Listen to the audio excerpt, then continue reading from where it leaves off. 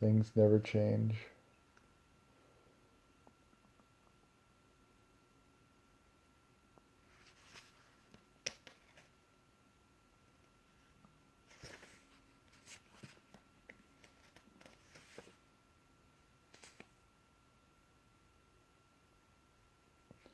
And then he has very good first lines of poems. This is from Love's Usury. For every hour that thou wilt spare me now, I will allow usurious God of love 20 to thee. When with my brown my grey hairs equal be, till then, love, let my body reign. I am two fools, I know, for loving and for saying so.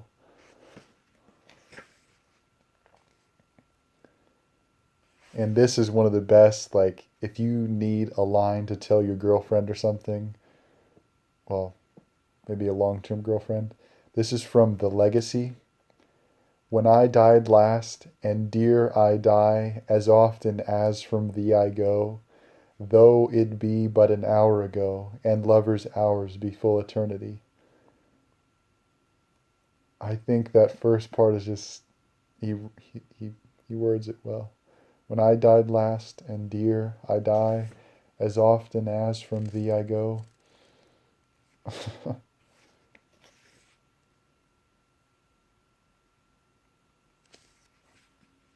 I've just had so much fun reading these guys from 500 years ago. I've enjoyed it so much. They all have like a very strong character to their writing. Like John Donne, he's kind of like, I see him as like a cheeky guy who's like pretty confident and like struts around. And then I see Robert Burton as kind of like this guy with like a sly eye and always makes like has like perfect comedic timing and always makes you laugh.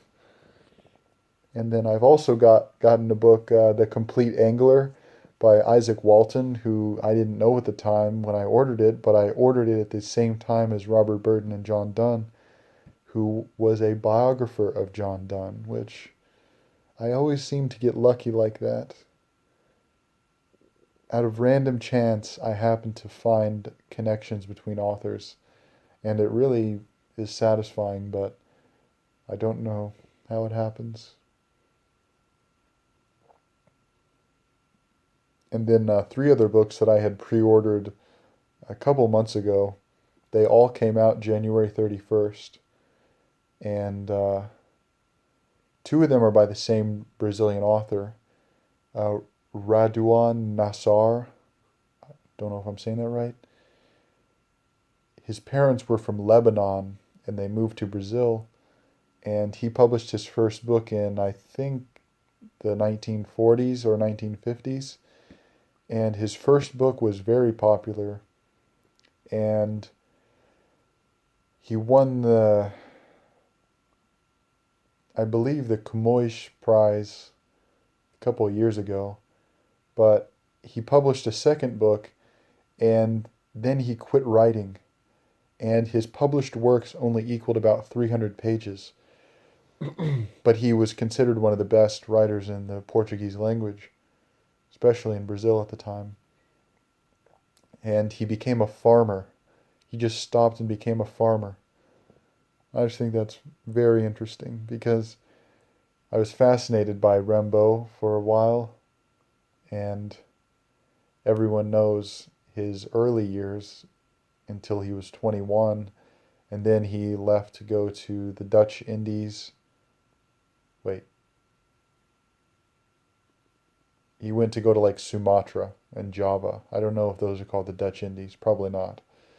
But anyway, and he took on a fake name.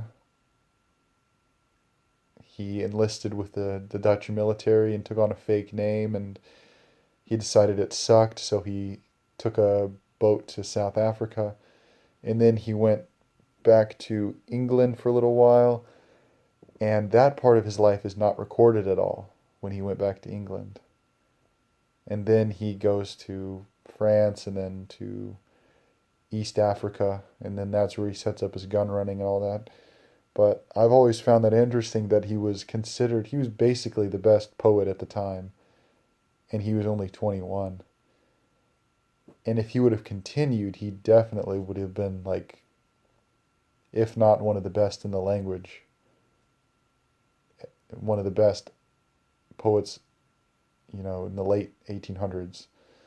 But he gave up. He just quit. And he would always, his friends said that when he talked about his poetry writing when he was older, he would always think of it with scorn, or like say his preoccupations of youth, you could say. But yeah. And then the other one I got is called The Evenings by Gerard Rev, who is a Dutch author, and it was published in 1948. Lydia Davis writes a little blurb on the back that says it's so unusual, and hopefully it'll be revived in English. And then the other blurb says it's one of the most funny books about boredom.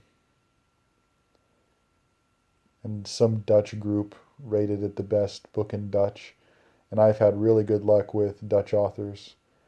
First of all, The Discovery of Heaven, and then one of my other favorite books is Amsterdam Stories by Neskio.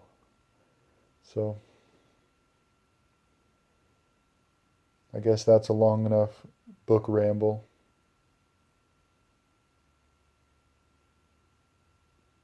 Yeah, I'd say so. Well, if you made it this far, hope you enjoyed yourself.